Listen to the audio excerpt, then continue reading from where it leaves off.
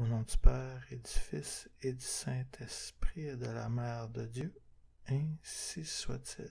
Pourquoi Saint-Pierre serait-il roi de France?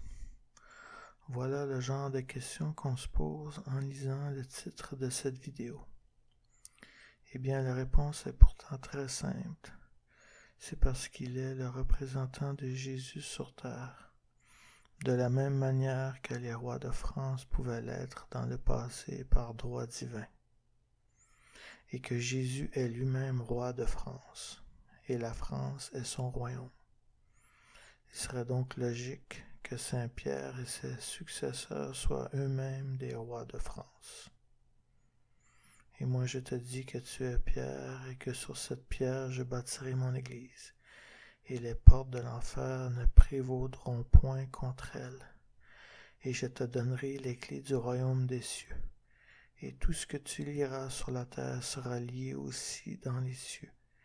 Et tout ce que tu délieras sur la terre sera délié aussi dans les cieux. Saint Matthieu chapitre 16, versets 18 à 19. Autrement dit, je te donnerai les clés du royaume de France. Car oui, l'Église et la France sont liés autant sur la terre que dans les cieux. Ils ne forment ensemble qu'un seul et unique royaume de Dieu. Il devient donc normal que la pierre sur laquelle repose la France soit aussi Saint-Pierre et ses successeurs. Car on oublie souvent chez les monarchistes que le sacre du roi de France est le même que celui d'un évêque, et qu'un évêque est lui-même un lieutenant du successeur de Saint-Pierre, de la même manière que le roi de France est un lieutenant de Jésus-Christ.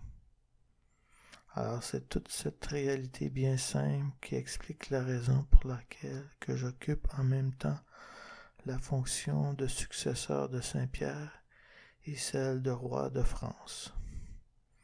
Certains monarchistes seraient portés à se révolter contre cette révélation que j'exprime en invoquant la loi salique, sauf qu'ils oublient que la royauté de Jésus-Christ sur la France ne la respecte même pas, car il n'est pas le fils biologique de Saint Joseph. Toute sa naissance royale ne passe exclusivement que par l'intervention du Saint-Esprit sur sa mère.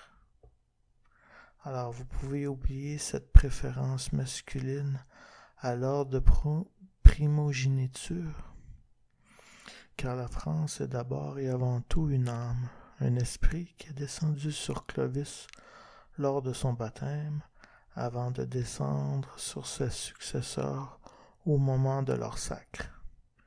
Et cet esprit souffle où il veut.